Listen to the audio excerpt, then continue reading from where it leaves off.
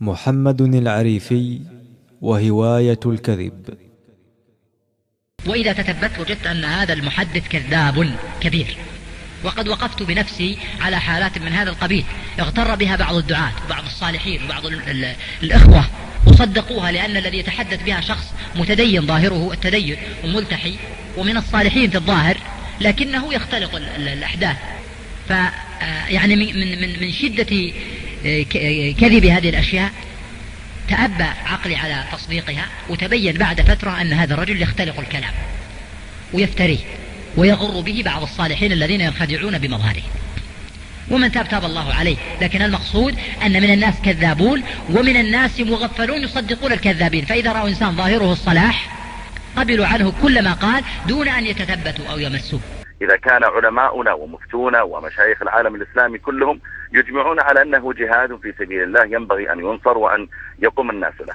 وإذا تثبت وجدت أن هذا المحدث كذاب كبير. هذا كما قلنا لكم في الكلمة أن البيانات لا يجوز أن تصدر إلا من الجهة المعتمدة للفتوى.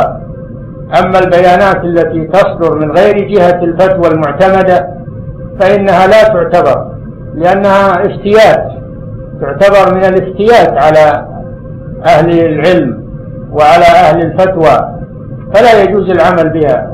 وماذا كانت النتائج عن هذه البيانات؟ أججت الفتنة وأشعلت الفتنة ودمر المسلمين بسبب هذه البيانات. هذه ليست حلا ولا علاجا. الأمور لا بد أن تعالج بحكمة وبروية وبدراسة، وهذا لا يقوم به إلا الجهات المعنية المختصة من الأمة، الذين وضع فيهم ولاة الأمور ووضعت فيهم الأمة الثقة، هم الذين يتولون إصدار البيانات والفتاوى في هذه الأمور.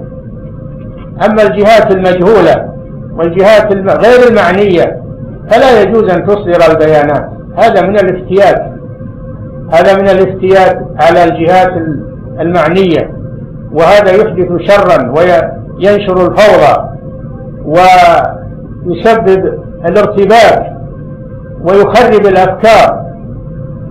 وإن كانت نيات من يصدرون هذه البيانات طيبة أو عندهم علم، لكن ليسوا من أهل الأمر، ليس لهم أمر في هذا الأمر، هذا موكول إلى غيرهم، فلا يجوز لهم أن يتدخلوا في شيء لم يوكل إليهم. هل تحرض يا شيخ محمد أنت الشباب وتحثهم ديانة على أن يذهبوا إلى سوريا؟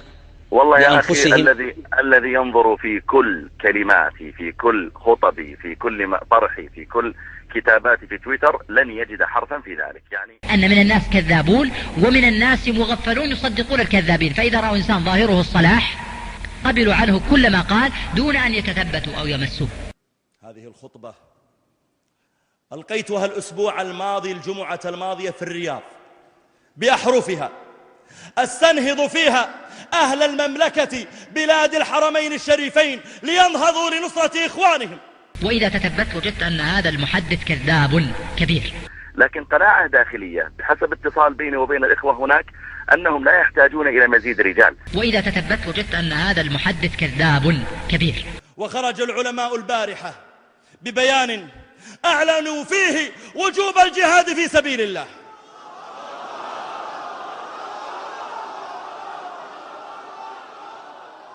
وإذا تثبت وجدت أن هذا المحدث كذاب كبير. أحيانا ربما نسمع كلمة نابية من إنسان لا تسرنا فنفسرها تفسيرات تجرنا ربما إلى هجره أو غيبته أو مقاطعته، وربما لم يقصد بذلك شيئا، فلماذا لا نقدم حسن الظن؟